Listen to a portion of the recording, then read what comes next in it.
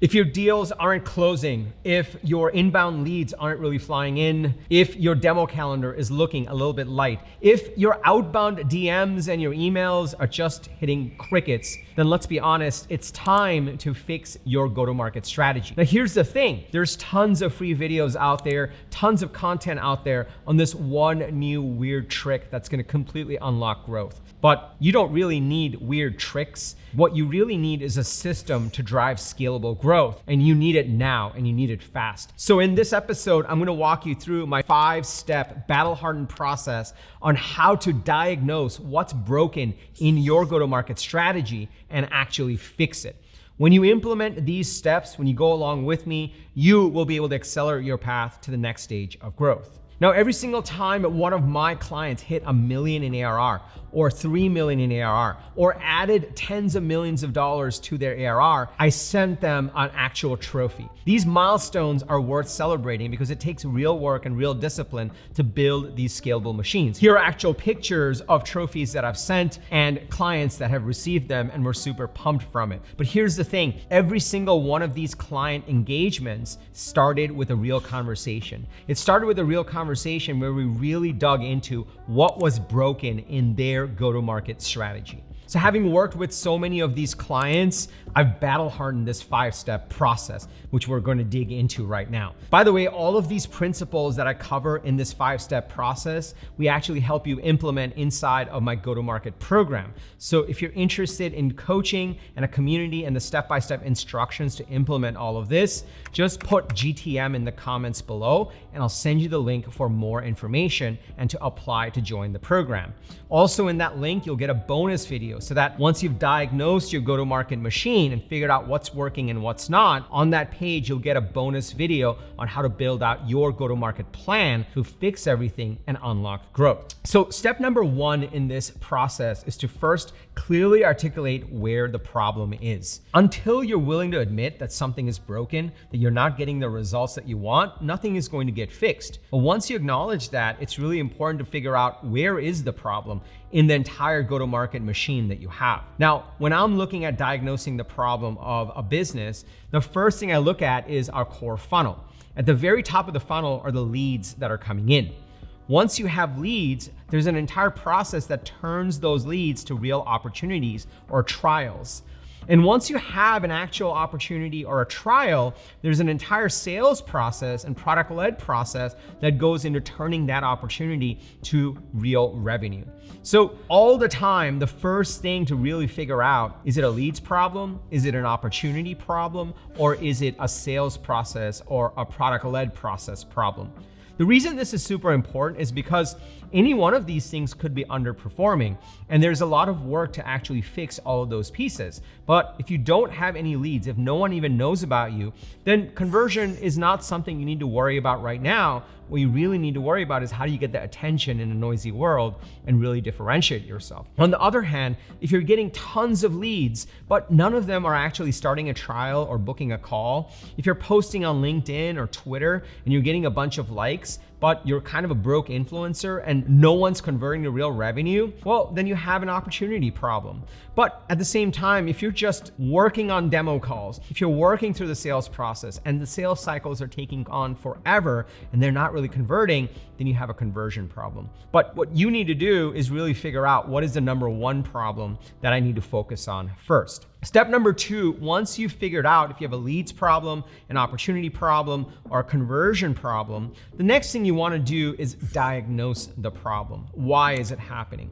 Now, when it's a leads problem, it's typically a marketing system problem, meaning the marketing that you're doing is not yielding quality leads or ideal customer profile leads. Ideally, these are people that are having the problem that you solve and are ready to buy. And that's what makes for an effective marketing system. One of the things I've realized is in today's world, go-to-market is a really popular term, but simple phrases and simple terms like marketing and sales gets conflated under go-to-market. And a lot of times founders get confused about which system is actually broken. If you don't have enough leads, then you have a marketing system problem. If you are getting attention, if you are getting leads, but they're not turning into real opportunities, then you have a nurture system problem.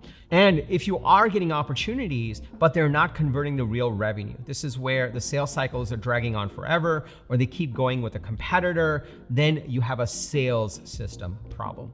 Now, I have clients that are both product-led and sales-led, so you can interchange opportunity and conversion based on whether you're sales-led or product-led. So if you're sales-led, it's gonna be an opportunity, it's gonna be a discovery call, it's gonna be a sales process, and it drives to a 1-year deal or some sort of revenue getting converted. If you are product-led, then likely an opportunity is really a trial. A trial is an opportunity for revenue. And conversion is where that new user experience and the product-led process that you have in place converts to real revenue. In which case, instead of a sales system, you have a PLG system. But either way, it boils down to one of these 3 key areas. And you need to figure out what aspect of the system that you have in place for either generating leads or for converting to opportunities or to convert to revenue is actually broken. That's the second step of the process. Now, by the way, if you're starting to realize which system is broken, go ahead and put it in the comments below. It's gonna make for a really great tally. And also, I just love comments. So if you're getting aha moments as you're getting through this, if you're starting to think, oh my God, I have a leads problem or a marketing system problem, put it in the comments. I'd love to hear from you. Once you've figured out what system is broken, the next thing to do is put in the right system for each of these. Now, one of the things that I struggled with when I first started out as a founder is I didn't know what great looked like. I didn't know what were all the key components that goes into a scalable go-to-market machine.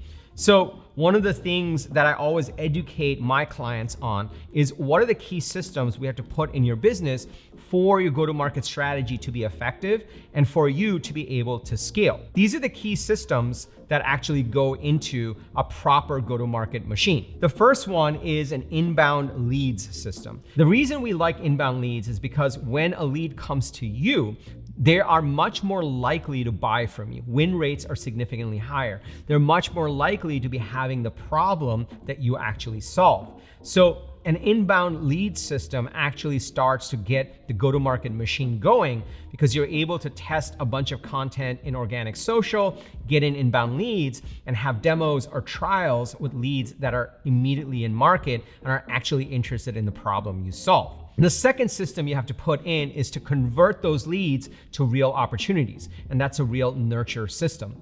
Now, a nurture system that works really well typically has at least 5 email touches coming from you in a completely automated way. These 5 touches are designed to introduce you, talk about the problem that you solve, build proof that you can actually solve this problem with the customers that you have on your platform, and then get them into an actual opportunity or a trial and actually get them to convert to a real opportunity. Now, for the companies that are truly sales driven, we actually encourage a dual flanked nurture system. You want to do an automated marketing based nurture system. That's an email coming from you and the company.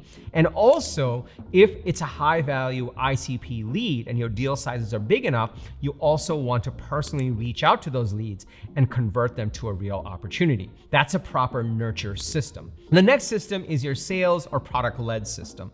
Once you have real opportunities, you really want to flesh out what are the key steps that need to happen in order to turn that to revenue. Now, depending on whether you're selling to the mid-market or the SMB or the enterprise, your sales process is going to vary. However, regardless of what segment of the market you're selling into, the first few steps of the sales system are very similar. It starts with a discovery call where you're asking them questions to truly understand if they have the urgent and important problem that you solve. It then includes messaging to introduce urgency around not solving that problem. And then you give a compelling demo that plants the seed that you are the vendor and you are the solution that can actually solve their problem. That discovery call typically leads into some sort of an offer if you're a mid-market target company or a SMB company, or a follow-up meeting if you are selling more to the upper mid-market and the enterprise so that you can build stakeholder support and bring together the buyer group so that you're the vendor of choice. Either way, the first few steps are very similar regardless of what segment you're selling into, and that starts with a proper sales system. If you're a product-led company where customers are just trying your product, in that case, you need a proper product-led system. A product-led system would actually need to have a proper new user experience so that they actually get to an aha moment, and some sort of a success system so that they get to some sort of successful result using your product on their own. That way they're more likely to convert to revenue. Either way, this is the third pillar of a proper go-to-market machine. You need a proper sales and PLG system. Once you have these three pieces, you have inbound leads flowing in, you're learning a ton from the market, you're actually getting into more customer conversations, you're converting them to real opportunities and trials, and you're converting them. This will give you a ton of data on what your ICP should look like, how you can iterate on that ICP, what kind of messaging is working, and what type of customer tends to buy from you the fastest. Using all this data, using all the data that you have, then you can feed it into your ads and outbound system. When we work with clients, the ads and outbound system comes last.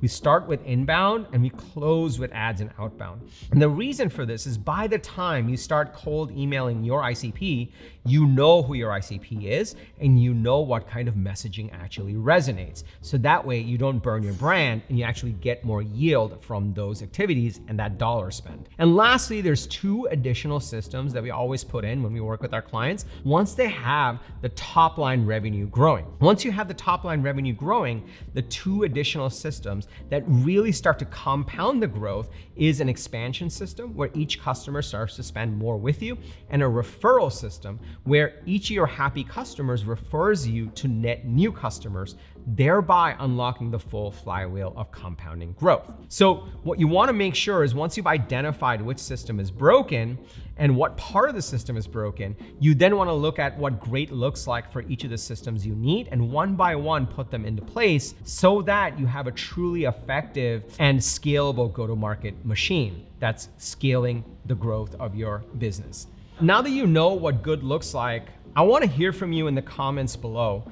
Which of these systems are you struggling with the most? It's one of these systems that maybe you don't have or humming in the right way. And once you fix it, it can unlock the growth of your SaaS or AI business. So comment below, I love hearing from you guys. Also, if you'd like help in implementing these systems, if you want to transform your go-to-market strategy and build out a scalable go-to-market machine and put in these systems in the business, comment GTM below and I'll link you to a special page that outlines everything we do inside of the go-to-market program and all the clients that I've sent trophies to, that I've helped. And I'll also include a bonus video on that page that helps you build out your go-to-market plan once you finish this video, which will tell you how to actually diagnose what's broken. Now, step number 4. Now you actually want to fix your go-to-market strategy to fuel your systems. Each of these systems on their own are not that complicated, but they're about as effective as the strategy you arm them with. Another way to put this, the way I think about it, is each of these systems that I've highlighted in the prior step are machines. But what you put into the machine, the fuel you put into the machine is the strategy. So there's some key things that you want to fix in your go-to-market strategy as you spin up each of these systems. The first one is your ideal customer profile. The more focused and targeted that you are about your ideal customer profile, the better you understand your ideal customer profile, the better you're able to articulate, we want these kind of customers and not these kind of customers, and we want customers that are in this stage and struggling with this. The more effective your inbound system, your sales system, your conversion system, your expansion system is going to be. The broader you are, the less effective it's going to be. So really clarifying your ideal customer profile for adding the next $1 million or $3 million of ARR to your business will help you get much more focused. It will create better fuel to fuel these machines. The second piece that you really want to flesh out is your 10x value proposition. Your value proposition is a one-sentence description of exactly what you do. The litmus test that I have is, imagine you just hired an SDR and they're on the 3rd day at happy hour at an industry conference where all your ideal customers spend time. And they're at the bar, they're 2 drinks in, and they're standing next to your dream customer. And that dream customer leans over and asks, "What do you guys do?" The answer that comes out of that SDR or that BDR's mouth is your 10x value proposition. That sentence that truly arms the ideal customer with, oh my God, I have that problem and I've never heard of it being solved in that way. I need to talk to you guys. That is your 10x value proposition. A lot of times, founders tend to graze over this, or they keep changing it, and they're afraid of really locking it in or putting deep thought into it. A 10x value proposition, when established, will show up everywhere. It'll show up in your homepage. It'll show up in your content. It'll show up in your lead magnet, your sales stack, and even your ads and your outbound emails. That's how important it is. And you really want to make sure you craft that 10x value proposition fit to the ICP that you're targeting. Once you have the ideal customer profile, the 10x value proposition, you can feed that messaging and that positioning into a proper inbound lead magnet. These are the lead magnets that you actually promote on organic social. A lot of times people post on LinkedIn or on Twitter, but they're doing what's top of funnel content. It just gets a bunch of likes, but no real pipeline or revenues. What we want to be doing is actually doing middle and bottom of funnel content. This is where you educate your buyers about the problem and how you actually solve it and why you're 10 times better. And you lead them to a lead magnet, which creates an inbound lead machine, which you can then convert to real trials or opportunities for sales. The next piece that you really need to do is your homepage messaging, but this becomes a lot easier. I talk to founders all the time who are constantly changing their homepage messaging. And the reason is they're not really clear on their ICP, they're not really clear on their value proposition, and they're not really clear on their strategic message. Because of that, they're unsure on what to put on their homepage. But when you clarify your ICP, your 10x value proposition, you start to create a strategic narrative which goes into your lead magnet, your homepage starts to become that much clearer and actually becomes a lot easier to put the messaging, that hero section, in your homepage. And the last piece that comes together based on all of this work is your sales deck. And if you're sales led, you absolutely need a sales deck. And the first few slides really plant the seed on if you're solving their urgent, important problem, and if there's enough urgency in the problem, and if there's trust to work with you. This comes before a demo. So an important sales deck pretty much sets the stage for the effectiveness and the success of the rest of your sales process. Whether you're a one-call close or you're an enterprise deal with multiple stakeholder buy-ins, that sales deck is super important. And the one last piece that really fuels your go-to-market strategy, and I've learned this over the years of working with my clients, is your pricing. I've worked with clients where they've increased their pricing and their win rates went up. At the end of the day, pricing is really shifting, especially with AI companies. You can't just charge by seat. Sometimes you have to charge by outcome or by units or by credits.